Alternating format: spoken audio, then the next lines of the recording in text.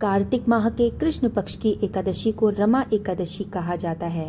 हालांकि कार्तिक मास का पूरा ही महीना भगवान विष्णु को समर्पित होता है। इस समय भगवान विष्णु योग निद्रा कर रहे होते हैं।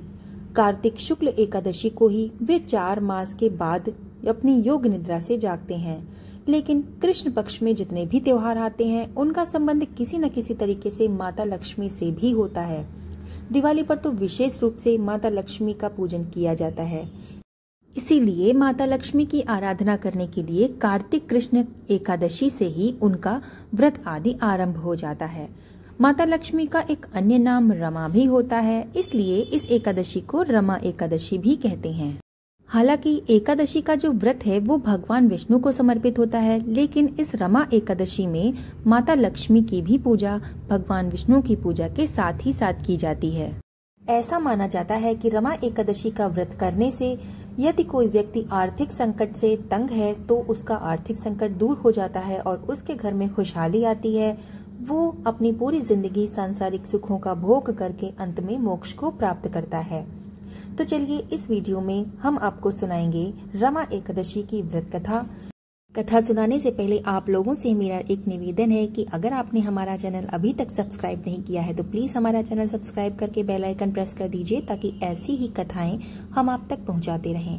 हमारे चैनल में आपको व्रत और त्योहारों से जुड़ी जानकारियां और डेट्स भी मिल जाएंगी, तो अगर आप उनको देखना चाहते हैं तो वो भी आप हमारे चैनल में जाकर देख सकते हैं। और अगर वीडियो पसंद आता है तो लाइक और शेयर करना बिल्कुल भी मत भूलिएगा। तो चलिए शुरू करते हैं रमा एकादशी की व्रत कथा।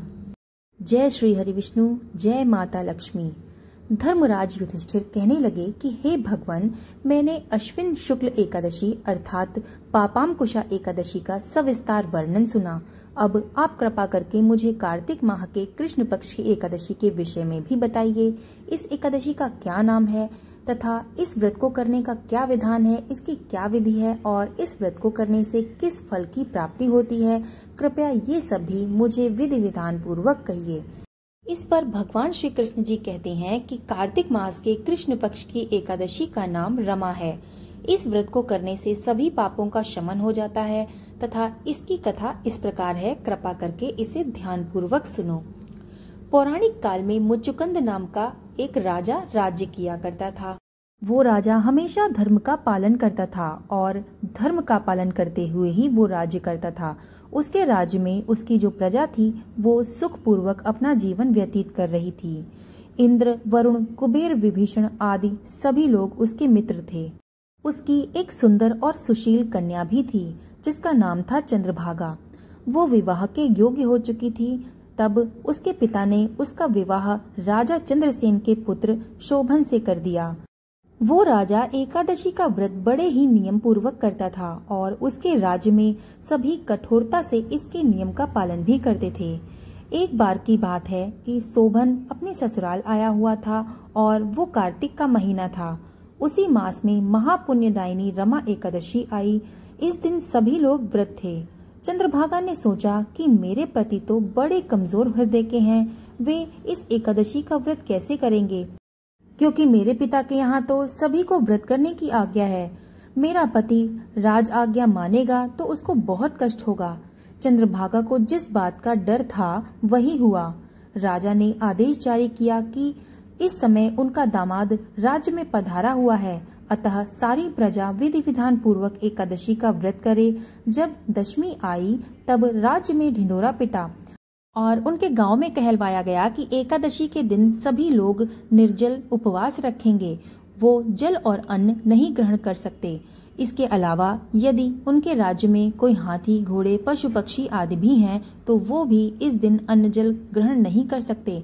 और उनके आदेश की अवज्ञा करके जिस व्यक्ति ने भी एकादशी के दिन अन्न व जल ग्रहण किया उसको मृत्यु दंड मिलेगा।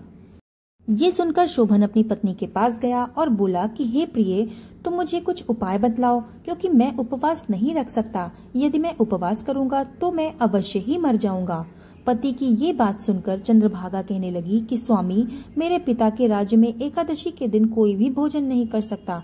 यहाँ तक कि हाथी, घोड़ा, ऊंट, पशु आदि भी तृण, अन्न, जल आदि ग्रहण नहीं करते। फिर भला मनुष्य कैसे भोजन कर सकते हैं।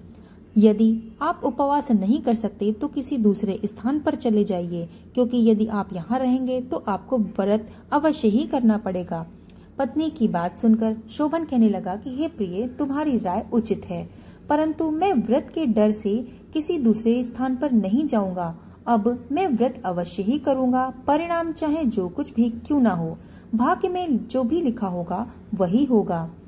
सभी के साथ शोभन ने भी एकादशी का व्रत किया और भूख और प्यास से अत्यंत व्याकुल होने लगा। सूर्य नारायण भी अस्त हो गए और जागरण करने के लिए रात भी आ गई। वो रात शोभन के लिए असहनीय दुख देने वाली थी। दूसरे दिन सूर्योदय होने से पूर्व ही भूख प्यास के कारण शोभन के प्राण पखेरु उड़ गए। राजा ने शोभन के मृत शरीर को जल में प्रवाह करा दिया और अपनी पुत्री को आज्ञा दी कि वो सती ना हो और भगवान विष्णु की कृपा पर भरोसा रखे। चंद्रभागा अपने पिता की आज्ञानुसार सती नहीं हुई। वो अपने पिता के घर रहकर एकादशी के व्रत को करने लगी। उधर रमा एकादशी के प्रभाव से शोभन को जल से निकाल लिया गया और भगवान विष्णु की कृपा से उसे मंदराचल पर्वत पर धन धान्य से परिपूर्ण तथा शत्रु रहित देवपुर नाम का एक उत्तम नगर उसको प्राप्त हुआ। उसे वहां का राजा बना दिया गया। उसके महल में रत्न तथा स्वर्ण के खंभे लगे हुए थे। शोभन वहां स्वर्ण तथा मणियों के सिंहासन पर सुंदर वस्त्र तथा आभूषण धारण किए हुए बैठा था। गंधर्व तथा अप्सराएं वहां नृत्य करके स्तुति कर रहे थे। उस समय राजा शोभन मानो दूसरा इंद्र प्रतीत हो रहा था। उन्हीं दिनों वहां मुचुकुंद नगर में रहने वाला सोम शर्मा नाम का एक ब्राह्मण तीर्थ यात्रा के लिए निकला हुआ था। घूमते घूमते वो शोभन के राज्य में जा पहुंचा और शोभन को उसने देखा। वो ब्राह्मण उसको राजा का जमाई जानकर उसके निकट गया। राजा शोभन ब्राह्मण को देखकर आसन से उठ खड़ा हुआ। तब शोभन ने अपने ससुर तथा स्त्री चंद्रभागा की कुशलता पूछी। शोभन की बात सुनकर सोम शर्मा कहने लगे कि हे राजन, हमारे राजा कुशलता पूर्वक हैं तथा आपकी पत्नी चंद्रभागा भी कुशल हैं। अब आप अपना वृत्तांत बताइए। आपने तो रमा एकादशी के दिन अन्न जल ग्रहण नहीं करने के कारण प्राण त्याग दिए थे। मुझे बड़ा विस्मय हो रहा था कि ऐसा विचित्र और सुंदर नगर, जिसको न तो मैंने कभी सुना है और न कभी देखा, आपको ये किस प्रकार प्राप्त हुआ। इस पर शोभन कहने लगा कि हे देव, ये सब कार्तिक मास के कृष्ण पक्ष की रमा एकादशी के व्रत का फल है। इसी से मुझे ये अनुपम नगर प्राप्त हुआ है, किंतु ये नगर अस्थिर है। शोभन की बात सुनकर ब्राह्मण बोला कि हे राजन, ये अस्थिर क्यों है और इसको किस प्रकार से स्थिर किया जा सकता है, सो आप मुझे बताइए।